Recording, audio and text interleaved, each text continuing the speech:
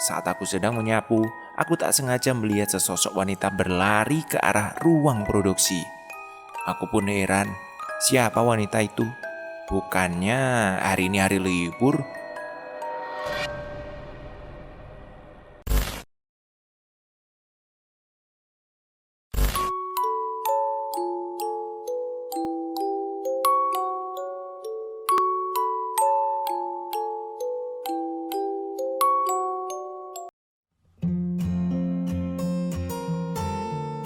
Assalamualaikum warahmatullahi wabarakatuh.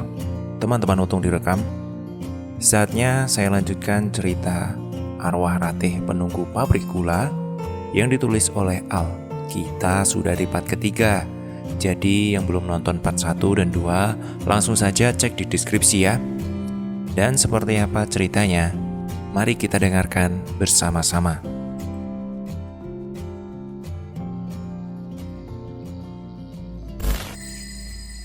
Di hari kelima Salim bekerja. Pagi itu Salim kutugaskan seperti biasa. Aku melangsirkan bahan-bahan yang akan dikelola. Tiba-tiba Salim keluar gudang dan menemuiku di ruang produksi. Lim, ngapain kamu di sini? Kerjaan belum selesai juga. Bentar dulu Togong, bau banget di dalam gudang. Kayak bau bunga matahari begitu. Hah? Bunga matahari? Masa toh ada bau bunga matahari? Hidung kamu mungkin yang salah. Enggak Gong, enggak. Sumpah beneran. Ya sudah, ayo kita balik ke gudang. Aku dan Salim pun kembali ke gudang untuk mengecek apakah benar yang dicium oleh Salim itu. Perasaanku sudah berkecamuk. Belum apa-apa Salim mengetahui kebenaran di gudang ini. Mungkin arwah Ratih ingin berkenalan dengan Salim, pikirku. Sesampainya di gudang, aku tidak mencium bau bunga matahari itu. Mana Tolim, mana? Nggak ada baunya. Lah, iya ya, baunya kok udah hilang. Tadi tuh bau banget loh Gung, beneran, sumpah. Ucap Salim terheran-heran. Enggak ada kok, hidung kamu aja yang salah. Udah, kamu lanjut kerja. Gak ada bau apa-apa juga kayak gini kok. Aku kok jadi heran ya Gung.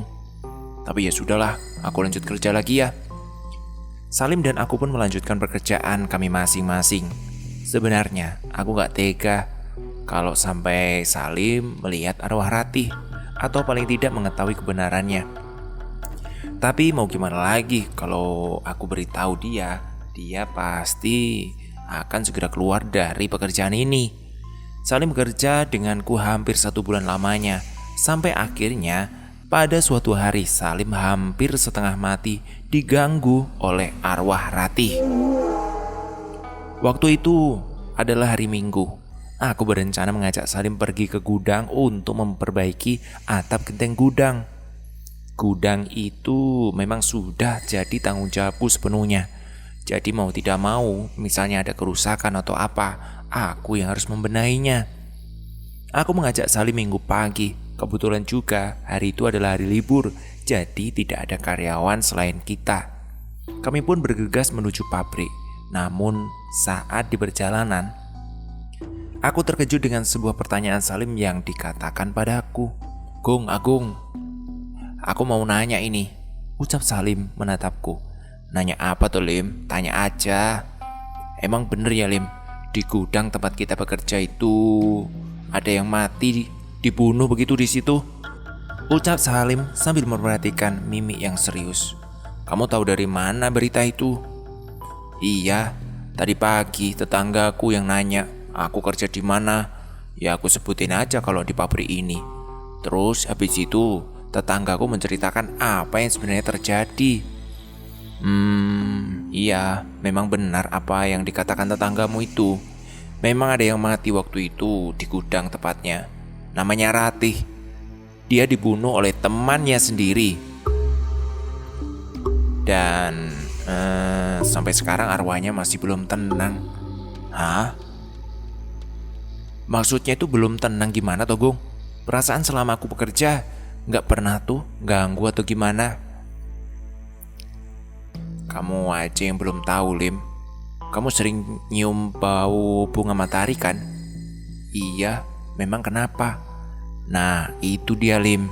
Kemunculannya sering ditandai dengan bau bunga matahari. Kamu beruntung aja belum ditampakin. Dan semoga aja kamu gak ditampakin dah. Emang kamu pernah ditampakin, Gung? Ya aku gak pernah sih, paling ya nyium wangi gitu aja. Tapi kalau temanku si Agus, itu sudah sampai sakit loh dia.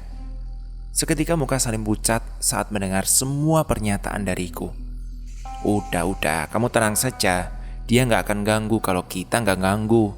Buktinya, selama ini kamu aman-aman aja kan? Iya sih Gung, lagian masa sama setan aku takut? Ya gak mungkin lah.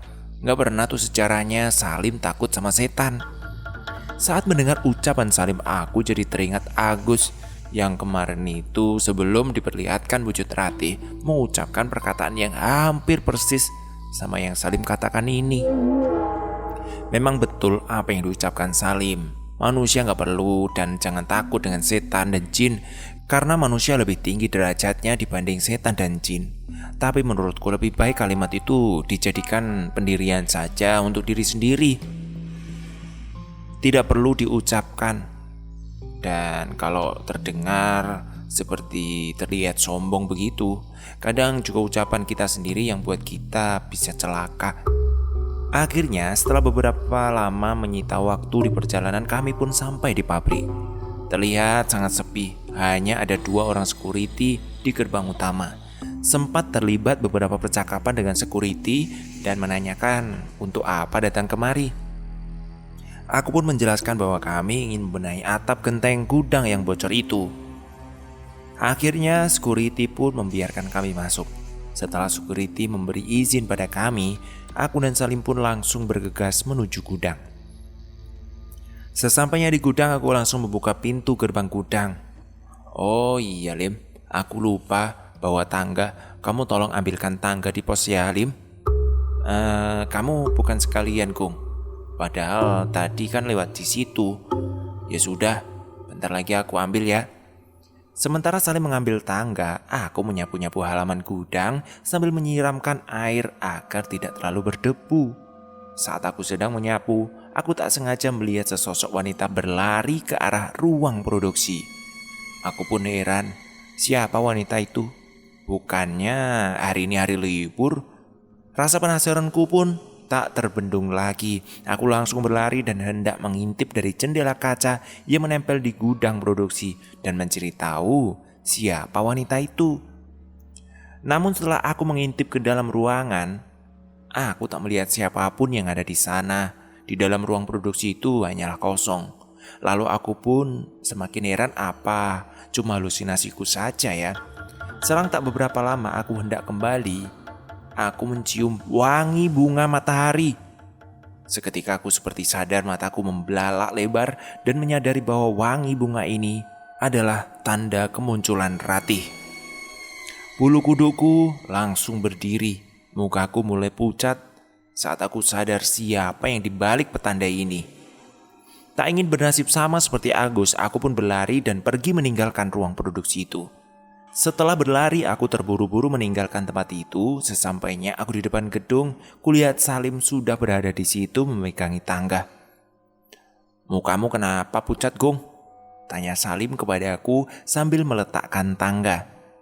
Gak apa-apa kok, gak apa-apa Lim, gak apa-apa.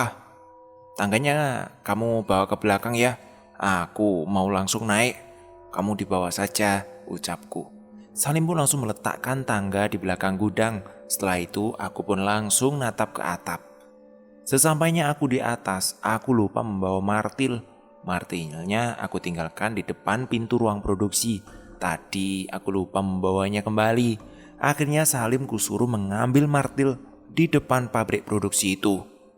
Lem, kamu ambil martil tolong ya. Ada di depan pintu ruang produksi itu loh. Aku tadi kok lupa membawanya, ucapku padanya. Iya ya, bentar ya, aku ambilkan.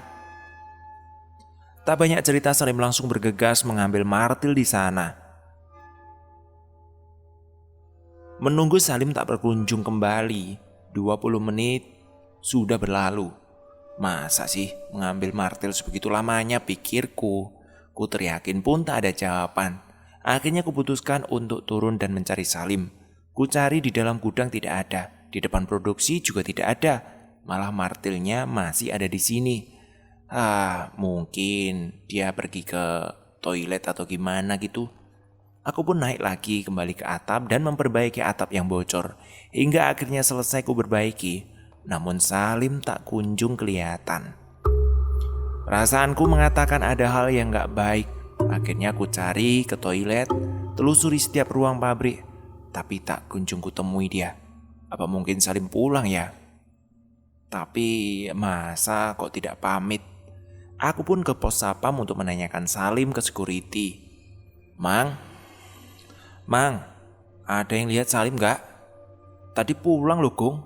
Emang gak bilang ya sama kamu ya? Lah, masa toh, Mang? Beneran nih aku dikerjain. Wong aku masih benerin atap yang bocor malah ditinggal sendiri. Tadi sih Mamang lihat dia buru-buru sekali. Gak sempat Mamang tanyain juga. Lah kenapa dia pulang tiba-tiba? Apa dia ngalamin hal yang sama seperti Agus? Tanyaku pada salah satu security itu. Kamu ini jangan sembarangan ngomong. Coba kamu ke rumahnya dulu, tanyain baik-baik kenapa dia. Iya ya Mang, iya. Ya sudah, aku pulang dulu ya Mang. Kerjaku juga sudah selesai kok. Ya sudah, hati-hati kamu ya Gong. Setelah berpamitan dengan security, aku langsung berberes-beres dan pulang. Di perjalanan, perasaanku sudah mendadak tidak enak. Aku punya firasat, dia mengalami hal yang sama seperti yang dialami Agus. Tapi cobalah untuk tidak berpikir yang aneh-aneh dulu sebelum aku langsung bertemu dengan Salim. Aku berniat untuk mampir dulu ke rumah Salim sebelum pulang ke rumahku. Tapi saat aku sampai di rumahnya, tak kutemui Salim di rumahnya. Rumahnya tidak ada siapapun dan tentu sangat sepi. Aku telepon dia namun handphonenya tidak aktif. Perasaanku sudah semakin tidak nyaman memikirkan Salim yang entah pergi kemana. Akhirnya kuputuskan untuk pulang terlebih dahulu ke rumah. Dan nanti malam aku akan kembali datang ke rumah Salim. Malam pun tiba. Aku bergegas untuk kembali mendatangi rumah Salim. Sesampainya aku di rumah Salim, kulihat rumahnya ramai sekali dengan orang mengaji. Dan aku lihat di depan rumahnya ada sebuah bendera kuning. Wah, perasaanku sudah gak enak ini. Melihat kondisi Salim kok berubah seperti ini. Sambil menebak-nebak dalam hati siapa yang meninggal, daripada aku linglung memikirkannya, lebih baik aku samperin saja rumahnya.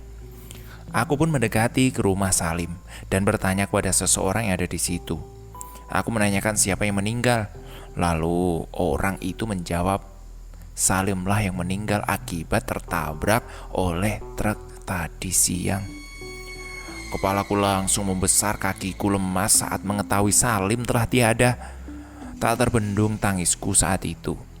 Sambil setengah berlari, aku menghampiri jenazah Salim yang terbujur kaku. Sambil menangis, aku melihat jenazahnya.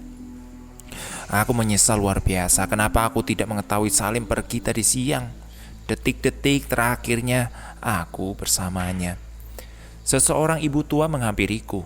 Tak melainkan ibu itu adalah orang tua Salim. Sang ibu menanyakan kenapa Salim bisa tertabrak sendiri, bukannya Salim tadi siang pergi bersamaku. Aku pun menjelaskan kejadian tadi siang pada ibunya. Aku juga tidak mengetahui kenapa Salim tiba-tiba pergi begitu saja tanpa pamit padaku. Kalau aku tahu dia hendak pulang, pasti aku gak ngizinin dia. Karena kami datang ke gudang kan berdua, pulang juga harus berdua. Aku mulai curiga dengan kematian Salim. Aku merasa ada yang aneh dengan semua kejadian ini. Yang pertama, Salim pulang dengan tiba-tiba. Dan yang kedua, aku tidak mengetahui alasan dia pulang kenapa. Pasti ada yang tidak beres di gudang. Aku akan segera mencari tahu tentang semua ini. Aku mengambil cuti 1 hari di pabrik untuk mengikuti pemakaman Salim. Setelah pemakaman Salim sudah selesai pada hari ini, Aku mendatangi pabrik dan bertemu dengan dua security pabrik yang sedang berjaga. Aku memberitahu mereka bahwa Salim telah meninggal. Kedua security itu pun terkejut mendengar berita duka ini, dan mereka juga merasakan hal yang ganjil sama sepertiku. Aku pun meminta dua security itu untuk membuka rekaman CCTV untuk mengetahui apa yang sebenarnya terjadi sebelum Salim kecelakaan. Security pun setuju untuk membuka rekaman CCTV tadi siang, dan kami bertiga sama-sama menyaksikan apa yang sebenarnya terjadi pada Salim. Mulai dari Salim keluar gudang karena aku suruh mengambil martil di depan pintu ruang produksi, sampai akhirnya Salim pergi menuju ruang produksi itu. Kami di sini menyaksikan rekaman itu. Kami sangat terkejut dengan apa yang sebenarnya terjadi. Sebuah hal yang janggal terjadi pada salah satu ruang produksi itu.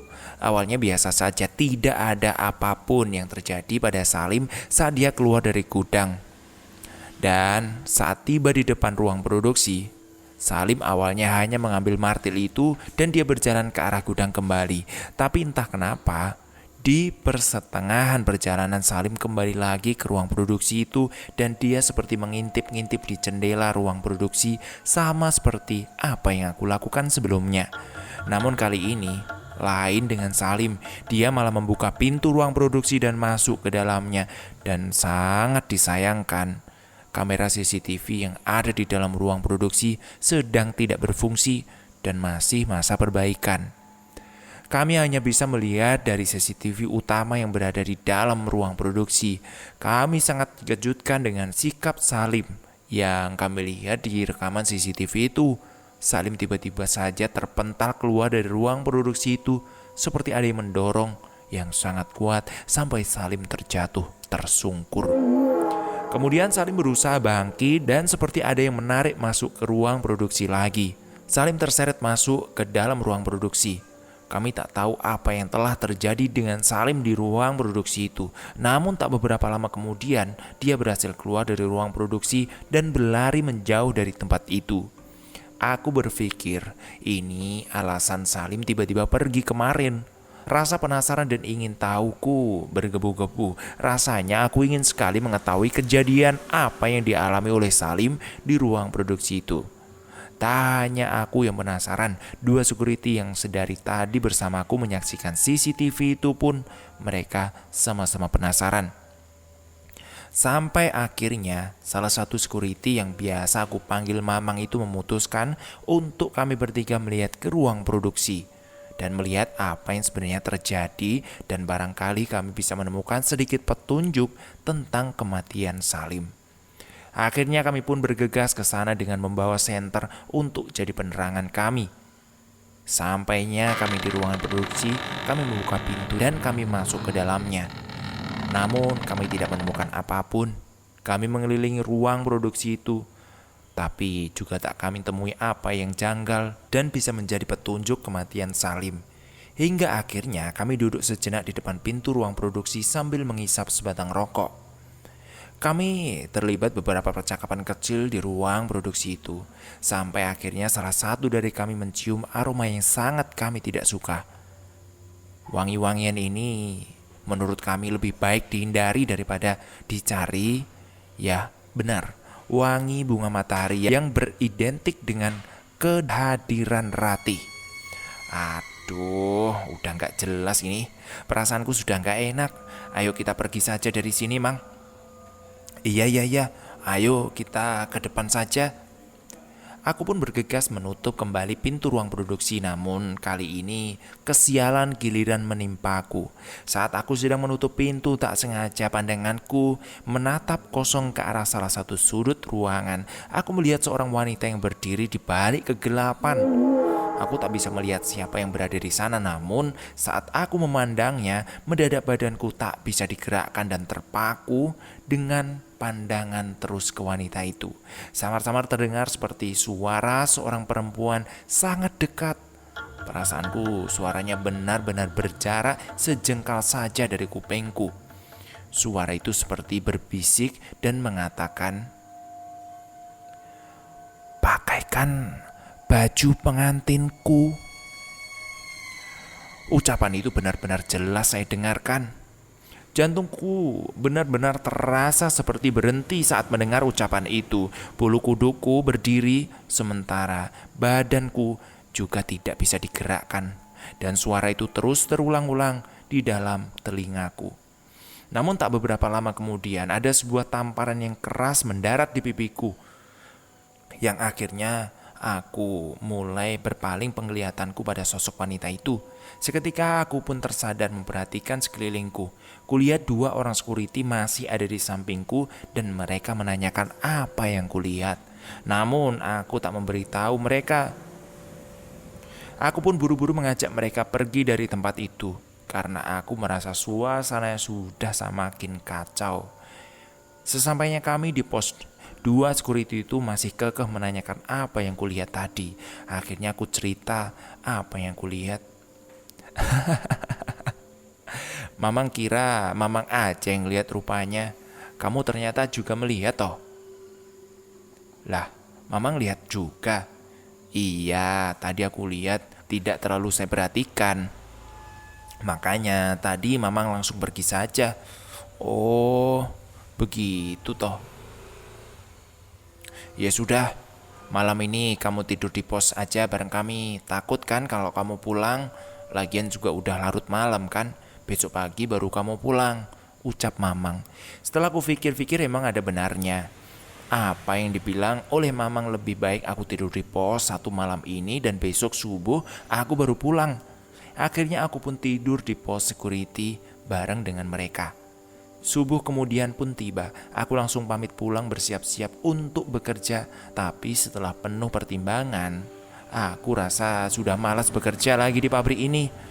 Aku mulai takut bernasib sama seperti Salim dan Agus. Akhirnya aku putuskan hari ini untuk bekerja terakhir kalinya di pabrik ini dan aku akan mengundurkan diri. Sesampainya di rumah, kulihat ibuku sedang memasak sarapan. Ibuku bertanya tidur di mana karena tadi malam aku gak sempat pulang. Tak begitu banyak percakapanku, aku langsung bergegas mandi, sarapan dan pergi bekerja lagi. Rasanya hari ini benar-benar malas. Aku mau balik lagi ke pabrik itu, masih saja terniang wajah Ratih itu.